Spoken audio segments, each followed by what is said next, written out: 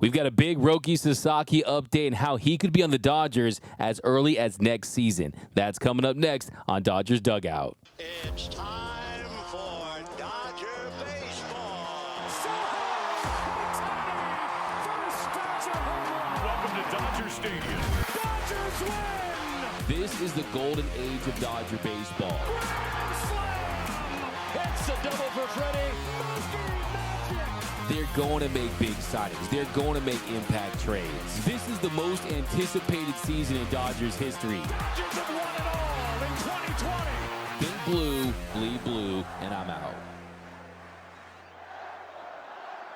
What is up, Dodgers Nation? Doug McCain here, credentialed member of Dodgers Media. You can follow me on X and Instagram at DMac_LA. Now, if you haven't yet, do us a huge favor and subscribe to the #1 Dodgers YouTube channel. Hit that subscribe button, hit that notification bell, hit that like button, and comment "Go Tani" down below so you're eligible for our next giveaway. We are giving away a Ohtani Road Gray number 17 authentic Dodgers jersey. All you have to do to be eligible to win is subscribe to the channel and comment "Go Tani" down below. That's all you need to do. Also, I want all your takes down below in the comment section.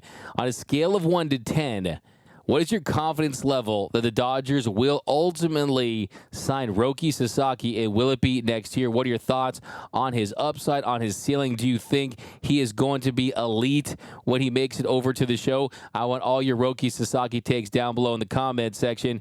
And also just a reminder that this episode of Dodgers Dugout is brought to you by our friends over at Bet Online. Bet Online is your #1 source for the NBA and NHL playoffs this season. Every stat, every matchup, and even live odds while the games are being played. When the game's over, head on over to our online casino and get in on a game of blackjack or poker, or unwind with one of our over 150 slot games. Head to the website today to get in on the action. Don't forget to use promo code BLEAV for your 50% welcome bonus on your first deposit.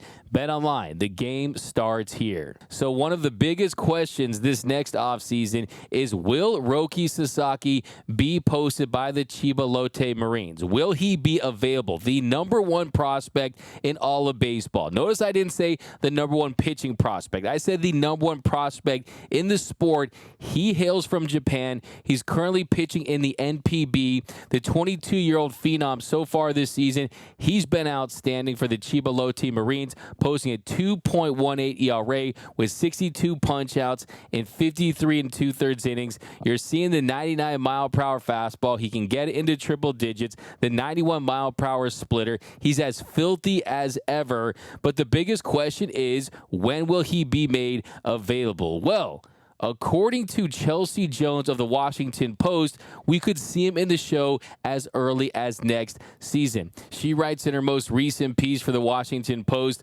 but Roki Sasaki, a 6'4" right-hander with a tantalizing arsenal, is coming to Major League Baseball as soon as he can. And because he is so eager, and because MLB teams are so eager for what he can offer, Sasaki seems almost certain to eschew tradition by pushing to leave for the United States sooner than almost any other Nippon professional baseball player has.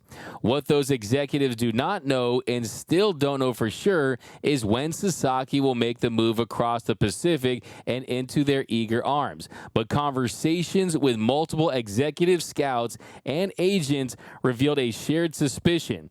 MLB teams are planning for Sasaki to be posted this offseason, long before he would become an international free agent, even though neither Sasaki nor his team will confirm the plan. So first and foremost, it's been a while, but welcome back to Dodgers Rumor Meter. And for this rumor that has Roki Sasaki being made available this upcoming offseason, I'm going to give this a 3.5 Dodger Dogs. I think there's more than just some smoke. I'm not saying it's a lock at this point, but all signs are pointing to Sasaki being posted next offseason. And that would mean that the Dodgers would have an opportunity to add him to what's already one of the best rotations in baseball, a rotation that is going to get Shohei Ohtani back in the fold, a rotation that has Tyler Glasnow, Yoshinobu Yamamoto, and Bobby Miller. You have legitimate aces up and down this rotation, but you add Roki Sasaki, it takes it to a whole nother level. This is a pitcher that has the potential to win multiple Cy Young awards. We're talking almost like a Japanese Jacob deGrom type hurler, and he would thrive with this Dodgers organization. But let's do a little rewind when it comes to Roki Sasaki, because one of the big mysteries in the sport right now is, does he have the clause that Shohei Ohtani had in his contract that stated that he would be able to get out of his deal and pursue his dream of playing in Major League Baseball before he hit age 25, before he earned those 9 years of NPB experience? Because if you look at the NPB posting system, they have to either post you if you're 25 or under, or you have to achieve 9 years of experience in the NPB. And right now, of course, Roki Sasaki has neither of those. So the Marines would have to post him. And the rumors are that the reason why he signed with the Marines was so he could get that clause in his contract. It was reported months ago by the LA Times that it is believed that there's a strong chance that he does have that out in his deal. And just to rewind to the offseason, because if you remember, shortly after Ohtani announced that he was signing with the Dodgers, Sasaki made it known that he wanted to make his way over to the show. And before then, it was assumed that Sasaki wouldn't be available until after the 2026 season, when the Chiba Lotte Marines could collect a large posting fee, similar to what the Dodgers paid the Oryx Buffaloes for Yoshinobu Yamamoto when they paid the Buffaloes $50.6 million after signing Yamamoto to a record-breaking 12-year, $325 million deal. But clearly, Sasaki is more on the Ohtani path than the Yamamoto path, and that makes a ton of sense because Roki Sasaki is saying, look, I want to compete at the highest level. I'll get eventually paid one day. I just want to get to the show as soon as possible, and that's what led to a little contract dispute with his current club, the Chiba Lotte Marines of the MPB,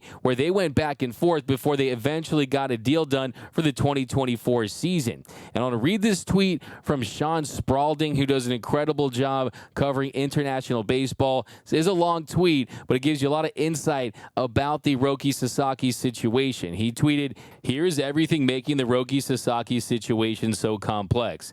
This morning, Sasaki and the Chiba Lotte Marines agreed on a contract for the 2024 season, but he has previously expressed his desire to come to MLB in 2025. Up until now, Sasaki was reportedly holding out until he received assurance from Lotte that he will be posted to Major League Baseball after the 2024 season. Sasaki and Lotte reportedly had agreed in 2019 and again in 2022 that he would be posted early, but it seems the two sides disagree on what early actually means. Lotte denied his early posting request this winter because he has not sufficiently contributed to the team, but there is nothing to quantify sufficient contributions.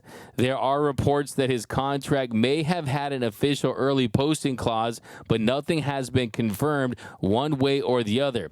There is no news yet on whether a posting agreement is part of the new deal either.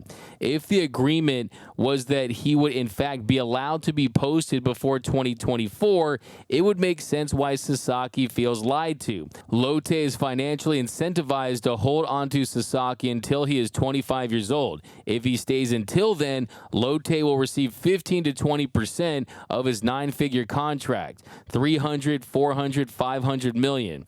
Otherwise, he leaves a year from now at 23 years old, and Lotte gets less than 1 million, as Sasaki would be subject to international bonus pool money. Believe it or not, that tweet goes on longer. It was longer than a Cheesecake Factory menu, but still lots of great information in that tweet. And the last part really sticks out. The fact that the Chibalote Marines would take home less than $1 million instead of potentially $50+ million if they waited until after the 2026 season. Now, why would Chibalote post him early? Because one, he's an elite pitcher that's helping them win in the NPB, and two, they would take home a lot less money. Well, I think it's pretty simple. I think it's because you have to believe that they already had an agreement in place and that was a big reason why he ended up on the Marines in the first place. So I think it's about doing right by Sasaki. So I think it comes down to, how was that agreement made? Was it a verbal agreement between Sasaki's representation and the Chibalote Marines? Is there something in writing? Is it a handshake deal? Because it feels like one of the major reasons why he ended up on that franchise was knowing that he was going to make it to the show earlier, that this was potentially a part of his plan, and he just wanted to maintain that flexibility because he saw what Shohei Ohtani did. He was an elite player that had a lot of hype surrounding him, so I'm sure that it crossed his mind, and clearly that there is something like that in this situation. Now, after they got the deal done before the season, when Sasaki and the Marines eventually did come to a deal after Sasaki was not happy with the Marines and he left the Players Union, the Players Association Japan, Sasaki said, "Of course, I only just finished my 4th year, but I was able to tell the team how I felt. I think they understand my feelings, and we were able to reach an agreement, or at the very least, come to a mutual understanding." So my read on that is that he made it very clear, and just pure speculation, probably said, look, we had an agreement in place, okay? You know I want to go to the show, and it's after the 2024 season. So let's get a deal done. Let's pitch this season, and you can collect whatever posting fee you get, which is going to be less than $1 million, but you made that deal with me originally. And the Marines general manager, Naoki Matsumoto, he said, "I've talked to Roki through his agent since year one. As things dragged on, our team also made some mistakes during negotiations. It's not like he was the only selfish one making demands. We were also at fault. I hope you understand." So what else would those demands be? I don't think it's financial, because he knows that he's going to be taking a lot less money than he could be potentially making just by going to the show and earning an international signing bonus pool amount, then also playing on a minor league contract. So I don't think it's about the money for Sasaki. He knows his big payday will come later on in his career. I think for him, it's about, okay, let's get some clarity on the out. Let's get some clarity on my ability to leave after this season. And the Marines GM probably said, look, okay, fine. We get it. We say that, well, let's get this deal done. We know what happened in the past, but he said specifically, our team made some mistakes during negotiations. So maybe they went to Sasaki and said, look, we said some things, we made some promises, but there was a mistake. And Sasaki's camp was like, no, it wasn't. We definitely don't think that was a mistake. We think that we have an agreement to be able to get out and be posted early. So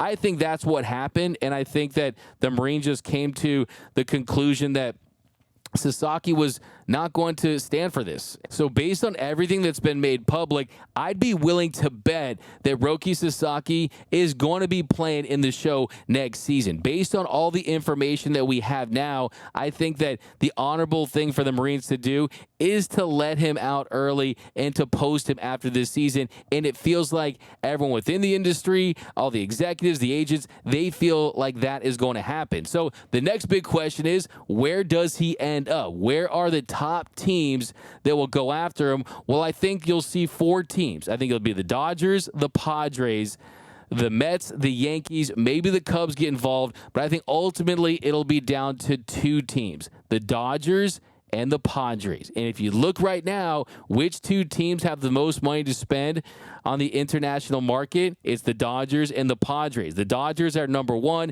at $3.152.5 million, followed by the Padres at $2.2 million. So the Dodgers at almost $1 million more than the Padres. They can use that to sign Roki Sasaki. You look at the Yankees, they have $237,000. The Mets, $356,000. Does he want to play play in New York? Is Chicago a team? Are the Mariners a team? Are the Giants a team? All could potentially be suitors, but it just feels like it's a Dodgers-Padres battle at the end of the day. Of course, a lot was made about him wearing Padres gear. A lot was made about Andrew Friedman going to Japan and watching him and meeting with him before the WBC last season. I talked to Andrew Friedman about getting back into that Japanese market, and he said that there's a lot of talented pitchers that are over there, and he's told me specifically not just last offseason where he had Yamamoto and Imanaga, but in future offseasons. So that to me was hinting at Roki Sasaki and players of that caliber. So it's no secret that the Dodgers are interested in Sasaki and that all 30 teams in Major League Baseball would welcome a player of his talents at that price, right? You don't even think twice about it. He is elite, and he is someone who I think year one is going to be a top 10 to 15 starter in baseball. That's how good he is. But I think it comes down to, what does Roki Sasaki want to do? Does he want to join a Dodgers organization that already has Shohei Ohtani, that already has Yoshinobu Yamamoto? We heard last offseason that it is a potential obstacle to have multiple Japanese players on the same team. Well, now we know that's not the case. You have Seiya Suzuki, you have Imanaga on the Cubs, you have Ohtani and Yamamoto on the Dodgers. I don't think that's going to be that much of an obstacle. Adding a third star makes you wonder, and will Ohtani be a part of the recruiting efforts? Will Yamamoto be a part of the recruiting efforts? Because good luck going into a room that has Ohtani and Yamamoto and Freddie Freeman and Mookie Betts and all these superstars and saying no to them. So if he wants to be a Dodger and that's in the cards, of course, it makes perfect sense. Also, I think the performance of Yamamoto this season, how well he's transitioned. Yes, he's had some downs, but outside of that first inning against San Diego in Seoul, South Korea, where he gave up 5 runs and threw 43 pitches and looked like he wasn't ready for the show, he's been really, really good. And I think that if Yamamoto lets him know about this Dodgers organization and how well they improve pitchers' abilities and optimize pitchers when it comes to game planning and mechanics and analytics, everything that Dr. Mark Pryor and Connor McGinnis and this pitching coaching staff has to offer, that has to be very appealing for Roki Sasaki. And look, at that point, you got those three, Yamamoto, Ohtani, and Sasaki, in your rotation. That goes down as a team that you could be potentially talking about for the next 100 years, right? That could go down as the all-time Japanese-led Major League Baseball team as far as the rotation. And, of course, we know what Ohtani does in the box on offense. So it's got to be very exciting to think about that possibility if you're Sasaki, or if he wants to go another route and realize that, hey, maybe it doesn't happen in year one. I'm still young. There's going to be a little bit of an adjustment period. Maybe the Padres make more sense, a little more of a comfortable situation, less pressure, right? Maybe that's more appealing. I mean, we don't know too much about Sasaki and what values he has as far as what boxes he wants to check off with the franchise he's ultimately going to end up. But the most important thing, though, the Dodgers have positioned themselves financially to present the best offer, and we know they've already made communication with him. We know that they're no strangers to each other based on Andrew Friedman going out there and personally scouting him. So I think that's also a factor as well. So, hey, I would not bet against the Dodgers. I think they have to be considered the clear favorite to sign Roki Sasaki just because they have the most international bonus pool signing money. They have a rich tradition of Japanese pitchers. You have a rich history of winning their perennial World Series contenders. It's Los Angeles. I mean, there's so many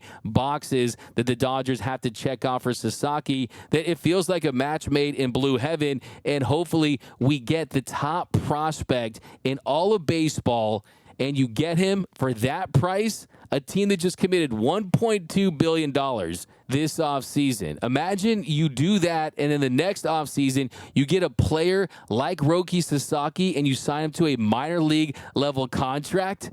Just think about that. You think baseball's mad now. You think people are saying the Dodgers broke baseball now. Well, if they sign Sasaki, it's going to be game over. This would be the ultimate cheat code Fans around baseball would be furious if they were able to pull this off, but I think you have to consider the Dodgers the favorite, at least at this point. And I think that at the very least, I'm extremely confident saying that he is going to be pitching in Major League Baseball for some team in 2025. But that's going to do it for this episode of Dodgers Dugout. My name is Doug McCain. You can follow me on X and Instagram at DMAC_LA.